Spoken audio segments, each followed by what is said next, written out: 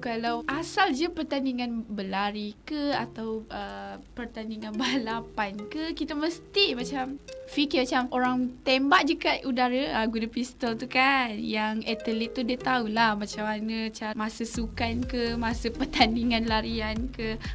Orang tembak je kat udara, lepas tu siapa yang sampai dulu ke garisan penamat, dialah pemenang. Tetapi berbeza pula dengan apa yang Colin akan ceritakan ataupun apa yang topik kita akan bincangkan hari ini, iaitu berkenaan dengan Spartan Race. Okey, mungkin ramai yang tahu, ramai juga yang macam blur-blur sikit lah tentang apa itu Spartan Race. And Spartan Race tu dibuat bila, dibuat di mana kan. Okay, hari ni kita akan cerita tentang pertandingan ataupun larian ekstrim ni. Yang minat sangat bersukan lasak-lasak tu, korang bolehlah join Spartan Race. And Spartan Race ni dia sangat menyeronokkan. Kenapa Colin kata menyeronokkan?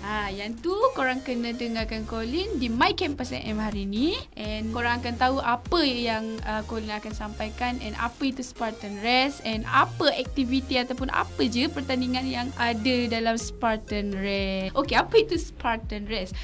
Actually ramai yang tahu apa itu Spartan Race, sebab macam benda ni dia bukanlah satu perkara baru di Malaysia. Dia dah macam dah ramai lah orang yang kenal. And Spartan Race ni sebenarnya macam dia sangat bagus ataupun dia sangat baik kepada mereka yang fanatik ataupun obses dengan larian.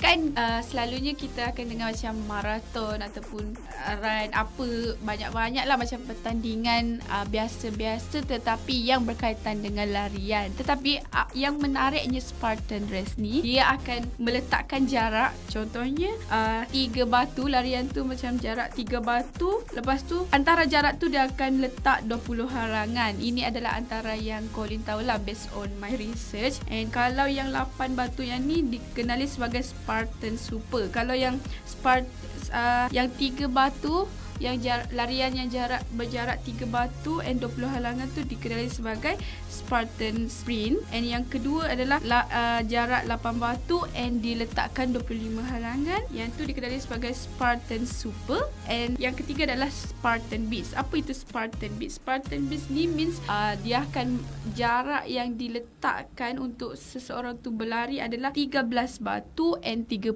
halangan. Itu dia antara jenis-jenis Spartan Race yang kita ada 3. And semakin tinggi ataupun semakin lama dia akan letak, macam semakin jauh jarak semakin banyak halangan.